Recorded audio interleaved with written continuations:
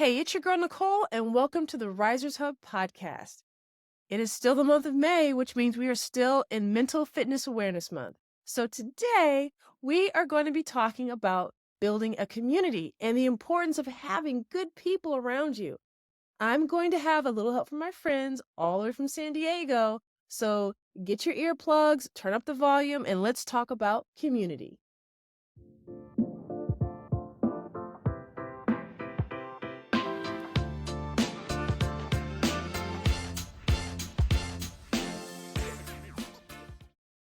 All right, so welcome back. Thank you so much for picking this podcast, listening to this voice, and learning about community, because community is a huge part of your wellness journey. And today I will be sharing my recent Ragnar experience.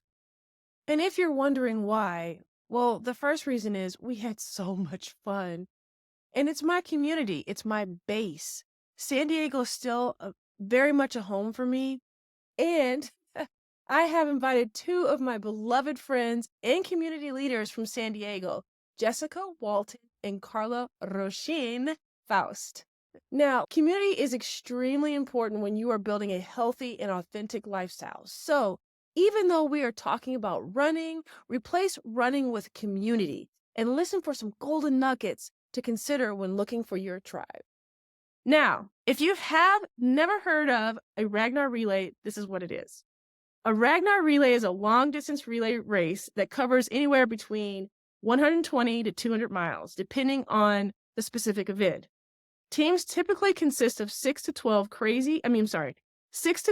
runners, with each runner completing a series of legs ranging from 3 to 10 crazy-ass miles. Yes, I said it. The race is run consistently day and night, with runners passing a baton. For us, we pass a glowing wristband to the next runner at exchange points along the route. Ragnar relays are known for their scenic courses, team camaraderie, and the physical and mental challenges runners face when running day and night and living out of a van with other teammates. Now, what makes this Ragnar relay unique? It's the first women of color relay team in its 20-year history. All right, so now I've talked my head off. Let me introduce you to my dear friends, Carla and Jessica. Carla is a co-leader of Badass Lady Gang in the San Diego area. She is a runner, cyclist, an adult swim instructor, CrossFit enthusiast, wife, and stepmom. Carla is also the ambassador for Rec Universal and the Athletic Brewing Company. Now, Miss Jessica Walton is the San Diego chapter Black Girls Run and Lululemon ambassador. She is a featured model for Lululemon, which she did not mention in her description. So if you're in San Diego, please check my girl out. She's also a community college counselor, wife, former college basketball phenom, and she's also a boy mom 2 times over. So now that I've really talked my head off, let's just start here. How in the world did you put together a group of 12 women of color, and how long did that take? So this is the Ragnar relay was something that was brought up to me years ago when I first started running. And first of all, I was like, yeah, that's crazy. But I was like, it would be really cool if one day we had a group of just Black and brown women completing this race. I thought it would be something amazing, but it was in the back of my head. And I never brought it to the front of my head until I became a Lululemon ambassador. And as a Lululemon ambassador, they had to pretty much write out some goals. Like, what do you want to accomplish while you're an ambassador? And I thought, wow, this would be a great opportunity for me to bring up Ragnar and actually bring that dream into reality. So I brought it up, and this was several months ago. I didn't know when the Ragnar was going to happen. I didn't know where. I just knew it was something I wanted to do. And Lululemon was extremely supportive. And so a few months ago, I brought it back up, and they were like, yeah, we're going to make it happen. And I'm the type of person that's like, you can tell me, yes, we're going to make it happen, but I need you to tell me 1000% it's going to happen. So for a few months, I kind of just sat on that. Like, okay, is it really going to happen? Is it really going to happen? And again, the support of Lululemon team brought it back up when we were doing an event for lifting up Black voices. And so they were like, all right, this is the time, like put your team together. And that's when I started to think of who would be great for this group. And here we are today. We did it.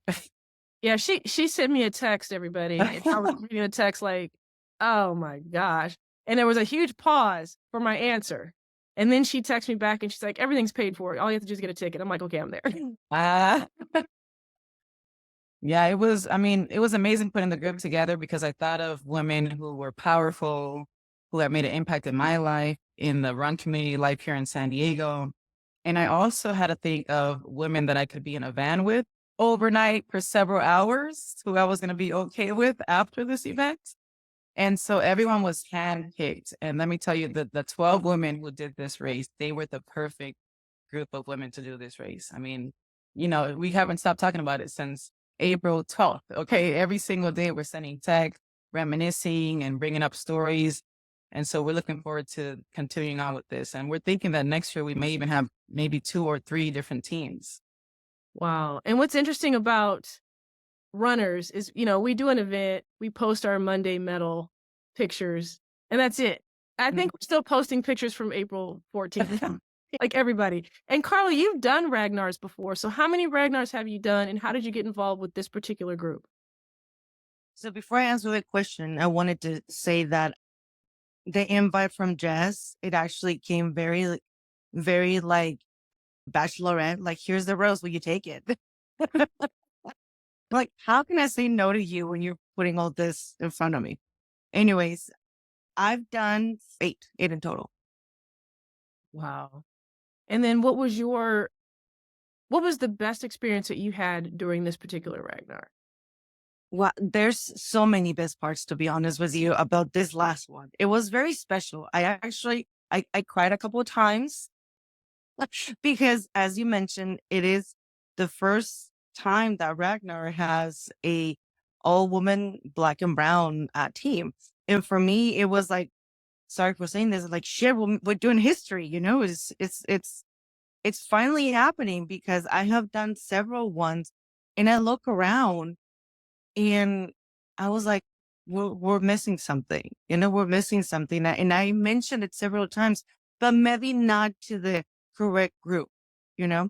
I've said it several times that I'm missing my people. I'm missing more diversity. But so what was special about this one? That was it. It was just being part of history in the making, basically. I've been a runner for 100 million years, and I remember being much younger, and that was my thing. I would get up every morning before the kids would get up, and I'd go run. And there was a moment in the van where I was just kind of sitting there, and I was like, this is amazing because these are all women of color, and we're out here with the same goal. We're all enjoying it. We're all encouraging each other. And I just haven't had that in so long. And well, I've had it with you guys in San Diego, I would say in the past 5 or 6 years, but this was really special because I could look to my left or look to my right and we could have conversations and not really be judged by it or questioned or what are you talking about? It was nice. It was nice to have. What do you guys think about that? 100%. 100%. As I mentioned, just I was in La La Land, to be honest with you. What not maybe La La Land is not the correct word, but I would just look around. Even so, when it hit me, finally, is when we were decorating the vans. I was like, "It's happening!" And look at us. See, I still get chills. What is your Yeah. favorite part, Jessica? For me, like there are moments where I would just pause and kind of stare at you guys and watch you and see the joy and the pride and just digging deep and just owning Ragnar and showing everyone there that we belong here, we're part of this. And the great thing about it was seeing other groups kind of gravitate towards us and encourage us and look for us throughout the course. And, we had karaoke breaks, we had our music playing, our R&B, our hip hop, other groups were joining us. We were just bringing a different kind of energy to Ragnar. So I would pause and look and see like, this is what my dream was about. Like, this is what I wanted to see. And then to see it come to reality. I mean, it was just surreal. I remember when I finished my last leg, I just broke down crying. Like everything just hit me. Like we are literally at the end of Ragnar. We're getting ready to finish.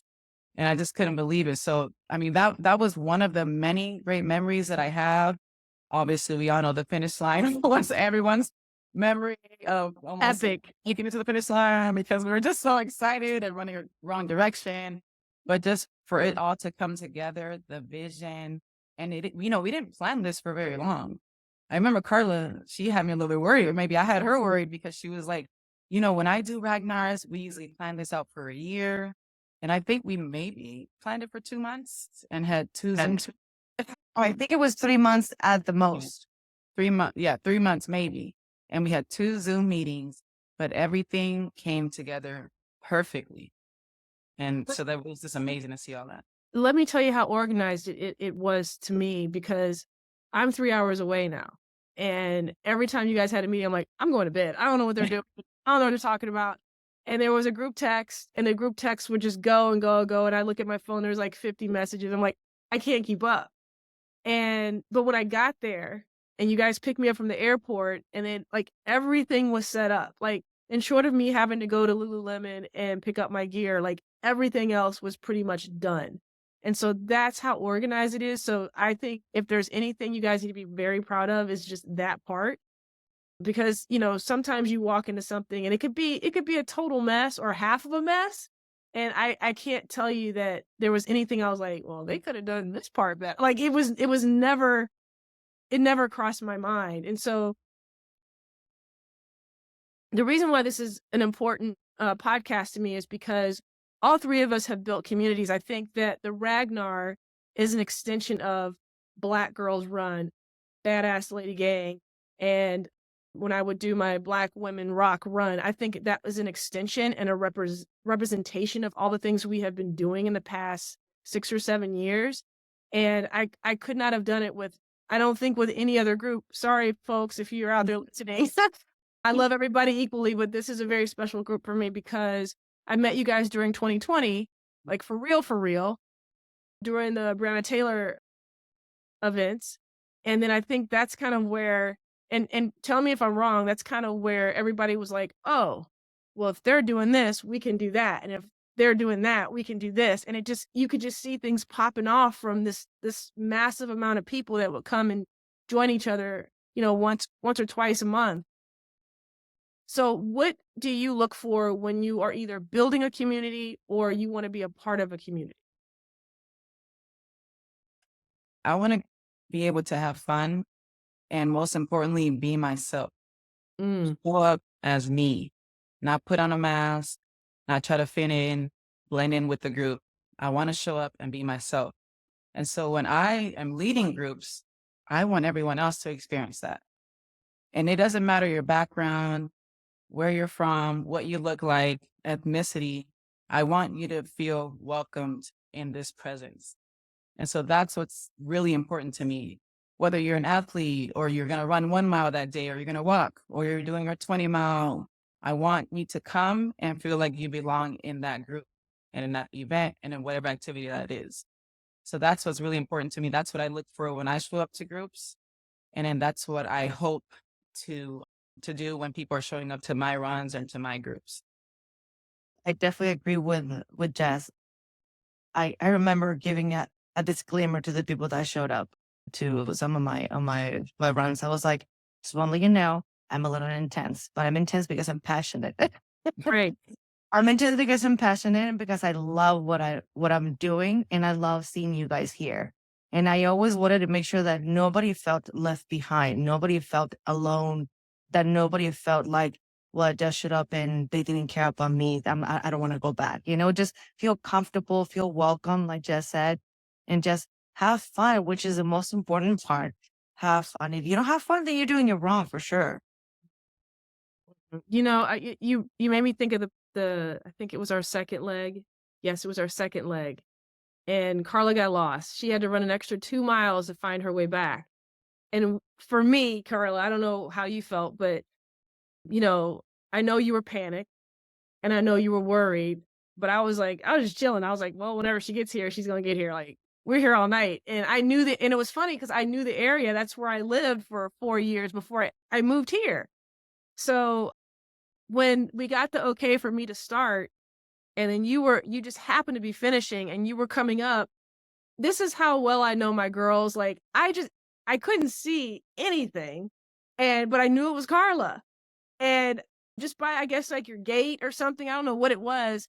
And I was like, Carla? And you're like, Nicole. And she just like gives me this huge hug. I'm like, just keep going, girl. You're right there. And the whole time I was running, yeah, I went a little crazy with the kills. But at that point, I'm doing this for Carla. I guess the way I felt was you don't have to worry. Your girls have got your back. So yeah. I think at that point, I was a little disappointed with myself. That's what I felt. I felt disappointed with myself, and then disappointed that with myself because I felt like I was gonna let you guys down, even though nobody cared about it. But it just me. That's my that was my personal goal, because that's one of the things on our meetings that I had that I shared. I was like, there will be people that get lost, and guess who got lost? Yeah. But yeah, I mean, adding more than 2 miles to it, because I kept going back and forth, like, where am I going? And at that point, where I just couldn't find it because I wasn't focusing. I was focusing on the wrong things. That's all. But I loved that nobody cared of the extra mileage that I did and delayed the group. So that gave me a peace of mind and then a little more reassurance that this continues to be the team, like each van, it was different, but we had the same goal. And So, and for me, that's a lesson in that whole thing. I mean, I think anyone can learn a lesson in running or anything that you do that challenges you. And that's why it's so important to have a tribe and have your community, because in life, when you get lost, you're going to have people who are going to have your back. And even though you're worried about it, you might be worried about how it looks to other people or how it makes you feel, or, what kind of aura you're giving off to other people. But if you have a tribe that supports you, they're not going to care about any of that. They're going to be like, look, like Jessica said, come as you are. We are your tribe, and we love you regardless. And we're going to finish this up for you, or we're going to help you through whatever it is that you're trying to get through. And so that's why it's important to have that tribe or community, whether it's 2 people or 20 people. If people have your back, you're going to get through it. So like, that's the lesson that I hope that someone learns from that. Jessica, like, what is one of your memorable points in the race when it came to a different teammate? Okay. Everyone was handpicked, but not everyone felt like they belonged in this team originally. Like, I'm not sure if I should do this. We have runners who are really fast, but just to see people, no matter how fast or how slow they ran, when they would come in my van to exchange, it was like they just won a marathon. Like they won the Boston Marathon. And then to see their confidence just grow every leg. And it's like, man, like no matter what pace I'm going, I'm still part of this team. I belong here, and I'm coming in with the biggest smile on my face and proud of what I just accomplished. That's something I'll never forget. To see like everyone, again, not everyone felt like they should have been on this team. We're from different walks of life, different backgrounds as far as athletics and things like that. But just to see it all come together and to see at the end of the day, all 12 of us 100% felt like we belonged. And that everyone was so happy they said yes to the crazy. Like I was saying, say yes to the mess, say yes to the mess. So that was something that I'll never forget. Yeah. I like that because I never even thought about anyone's pace. There was a couple people came to me like, you're going to be fast. And I'm like, no, I'm crazy. That's why I'll probably be running too fast. It has nothing to do with trying to beat anybody. I'm just absolutely stupid when it comes to running. But I never was like, oh, this person's going to like do this and this person. That never crossed my mind. I was so happy to be with everyone there that like, you just don't think about that. You just don't. Right. Yeah. So let's talk about being a leader and also being part of this community because, like I said, even though we did the Ragnar almost a month ago, what brought you guys to become these leaders in this community?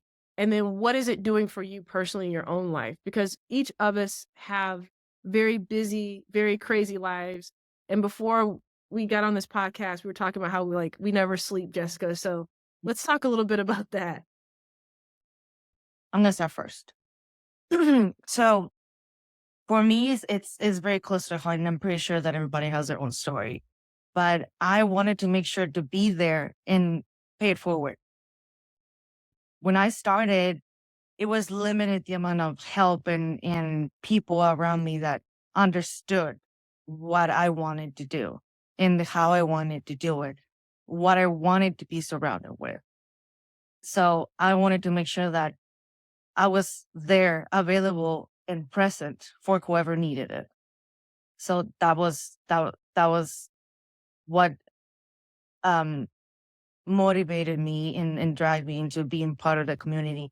Not so much like how many people you know, right? It's not that. It's I want to help. I want to help as many people as I can, and if it's groups, if it's one or two, it doesn't matter. Whatever it is that I do, I know that that person receiving it, it's gonna get something good out of it. That's my purpose. So as Nicole mentioned earlier, I played basketball. That was my first love, and I've been playing it since I was 12 years old. Played it in college, played it after college, coached it for a while. During all those years, running was a punishment. I would always say, I'm not running unless there's a basketball in my hand. There's no way I'm running without a ball in my hand. So I had to really change my mentality. And then I started running distance after having my second child. He was about 6 months old or so. And I said, look, I need to get in shape. And basketball once a week, twice a week is not going to cut it. So I'm going to become a runner. And I'm like, what the heck am I thinking? So I found this random half marathon. I said, I'm doing that. I've never even done a 5K, but I'm going to do a half marathon. And then I found this random little training plan and I started to follow it to the T. I started running, and after not even getting a mile in, I can't do this. I can't do this. I hate running. It's a punishment. This is wild. I'm not doing it. And then little by little, I started to change my mentality about running. And I found joy. I found peace. I started to get in shape. But then I would show up to these events by myself. I look around. No one else looked like me. I would run the entire race by myself. I would finish and I would go home by myself. And then I found Black Girls Run. And I was like, I don't want anyone to have to experience that by themselves. There's so much joy and fun and community, being able to show up to a race and know that your people are going to be there. They're going to warm up with you. You're going to get your pictures, knowing that you're going to have several friends who are running alongside with you, encouraging you and pushing you the entire race, knowing that there's going to be an after party after the race. I wanted everyone to feel that joy. Like I never wanted anyone to experience what we did for many years, right? Showing up to races, no one there looks like you. You kind of do it on your own. It's so much more fun when you do it with community and when you do it with people who look like you, have your same experiences, your same background. And now we show up to races and, oh, what's up, girl? Hey, what's up? That's my guy. That's my girl. Like there's so many of us there. You can go by yourself, but you're going to show up and you're going to have a bunch of people who you know and are going to encourage you throughout the race. So that's what kind of got me going. Like, I want to be a run leader. I want everyone to experience that joy that I found in running, and then just showing up to events and races and knowing that your people are going to be there. I think that's fantastic because I have been running for years by myself, especially when you have little kids. It's really hard to get with a group and they're active and they're in sports. And so I didn't really find my groups until they were a little older.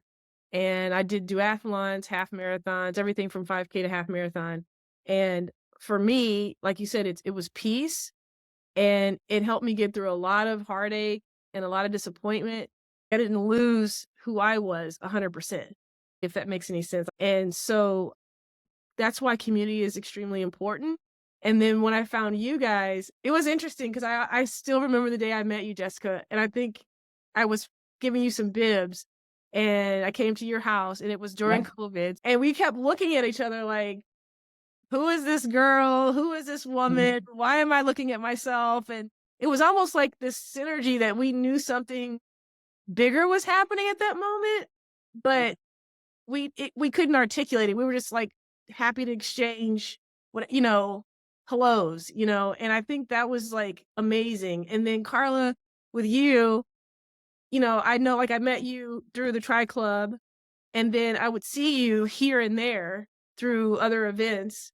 And I think it was that time we were at Balboa Park and you were dancing with your dog or something like that. And for me, I just feel energy off people, and I know who I need to be around. And to have this Ragnar race happen and build this community with you guys over the years it's been absolutely incredible. So that's why I call San Diego my home now. I would, if I didn't meet you guys 6 or 7 years ago, 5 years ago, I would be like, yeah, San Diego's nice. I live there, whatever.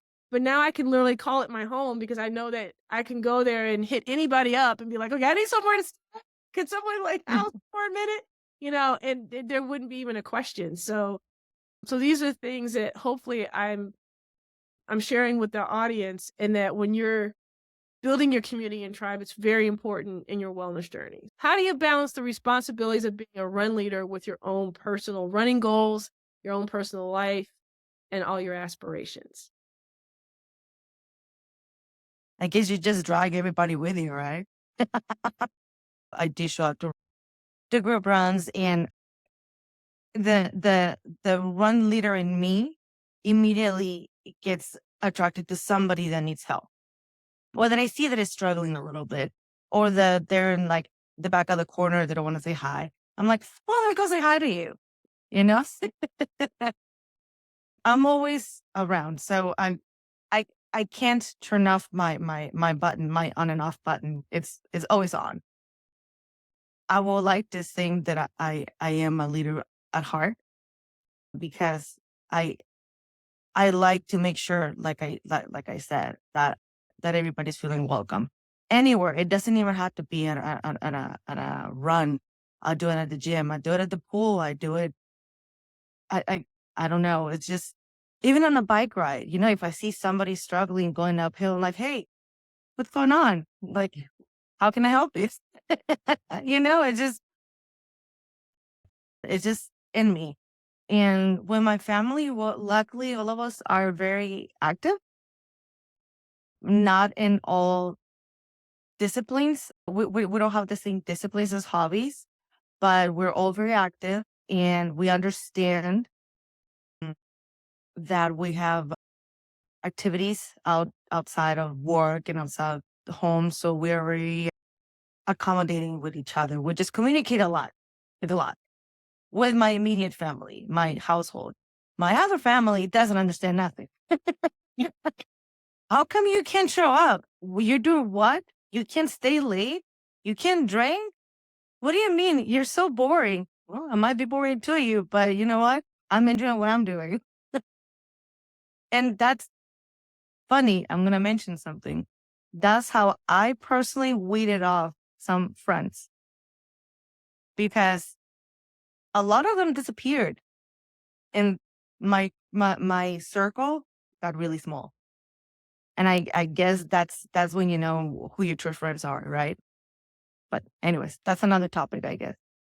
No, that's on point. That's kind of what we were talking about when you're building your community. Like, it could be 2 people or 20 people. And when you're trying to do good for yourself, people will drop from your circle. And it hurts because we're human, but at the same time, that's just less people to take along with you that are not supporting you. Because when people are not supporting you, it's like dragging a dead body, and you're just trying to move forward. So I think that's fantastic, and that is very much part of this conversation. So Jessica, I already know how your life is. I think I've lived it. Yes. With 2 boys, a husband, and work, and just going and going and going. So how are you juggling that? Lots of planning. Lots of planning. I mean, I plan out every single day, my workouts, my kids' practices, their games. But for me, it's very important that I take care of myself. So if I need to ride that Peloton, if I need to go for a run, I will make sure that that gets done somewhere in that schedule, somewhere during that week. Um, and a lot of times what I do is when I show up to runs and I'm leading, that is not about me. So if I'm training for a race, those are the other days of the week. But if I'm leading a run, then for me, it's about the members who are showing up, the community, taking care of them, making sure that they're good, they're enjoying themselves, they know the route, no one gets left behind, no one gets lost. And the great thing about it is with this community, I know that when I show up, Jen, Amber, Leah, they're going to lead the group. They know the route. I don't need to ask them. They just do it. And then I fall back and make sure that new members or people who haven't, this is their first time, they don't know the route, I make sure that they're good. So that's the great thing about community. When you go lead, it's not really just you leading the group, it's the community leading the group. And then, so that's what's important to me. But then outside of that, I make sure that I get my runs, my trainings the other days, make sure my kid gets to practice, my husband's good, everyone knows what's going on. So it's a lot of planning, a lot of balancing, but just making sure that I know I need to exercise. Otherwise, I'm going to go crazy. So when during the day can I fit that in? Exactly. And if you're a good leader, other leaders will follow. So that's another thing too. Like if you're a leader who is bringing good energy and like you said, letting people feel exactly how they feel that day and they're not having to like pretend like they're somebody else, you're going to find people who are going to be loyal and they're going to back you up and they're going to be there when you can't be there. And it just makes everything easier. So if someone's out there a leader and you're wondering why you ain't got other leaders, I think you need to reevaluate what you're doing. So I think that's fantastic.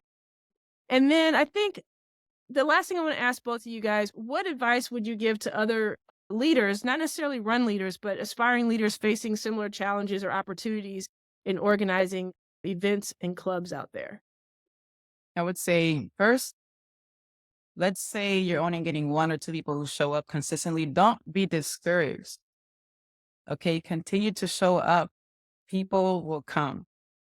Continue to show up, continue to post your runs, continue to let people know where you're at the next week, the next day. Don't get discouraged. I mean, I used to do the donut runs religiously every Friday morning. Sometimes 2 people would show up. Sometimes 20 people would show up. Sometimes I was the only one who would show up. But just continue to show up. Don't be discouraged. It's not about the numbers. Sometimes that one person who showed up, they really needed to connect with you one-on-one. They really needed that moment with you. Sometimes the 5 needed that moment. Sometimes the 20, one person needed to meet that other person who they never met before. So yeah, just don't be discouraged. You don't have to be an Olympic runner. That's another thing. No, you don't. Be you, show up as you, be yourself, and the people will come. And that could be, like I said, one person, 20, 30, 40, 50, but just continue to show up and don't be discouraged. What do you think, Carla? I agree 100%. And that is something that consistency is definitely the key, but it is hard. It is hard because in my personal experience, it made me down a couple of times. I'm like, am I doing this wrong? Or like, what's happening? But then there will be Saturdays that will be like, oh, this was amazing. It was great, But yeah, consistency is definitely the key. And don't get discouraged. Keep motivated and just be present when you go to other run clubs. Be present. Just be yourself and let them know and just get out of your comfort zone. Like, hey, by the way, you want to come to my run? Promote yourself, like, I don't know, just embrace the process, basically. I think another thing about being a leader too, and at least for me, when I was out there leading, you hear other people's stories and what those groups mean to them. And, you're out there just running and trying to, whatever it is your purpose is, and as long as you believe in what you're doing and people follow, later on or during the process, Jessica said, if there's like 1 or 2 people or 20 people, someone's going to come to you and tell you a story. That day I came and you were there and there was like 2 other people, this is what I was going through. And you never know what you're doing for someone else. And if you're open and you're listening and you're paying attention, whether you're religious or not, you're a blessing for someone else. You were an answer for someone else. And so, and that is like more rewarding than anything else. That's why I do a lot of things that I do, even with this podcast. Someone comes to me and they're like, I listened to this podcast and this is what this person said that really changed my day, really changed my perspective on something. When I was doing the run groups, I still get people coming to me and telling me, when you did this, this is how it felt that day. It was magical. It was this, it was that. And I'm just like, I just want y'all to come out and run with me. I just happen to have a couple of gifts, to give out, but it was something special for someone else. So if you're a leader, please understand you're doing it to not only feed other people's souls, but you're feeding yourself as well. So on that note, I just want to thank you ladies so much for being part of this podcast today. And I cannot wait for other people to hear your missions and purposes. And thank you so much. Thank you. Thank you.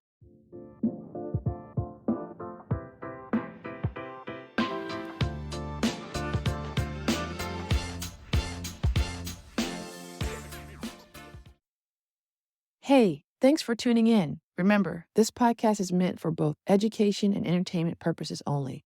I am not a licensed therapist, so it's crucial to consult your physician, psychotherapist, or qualified health professionals for personalized advice. Until next time, take care. If you're enjoying this podcast, I would like to ask you to please subscribe, like, and share. That's what they told me to do at the end of this podcast. So could you hook me up? Thanks. Bye.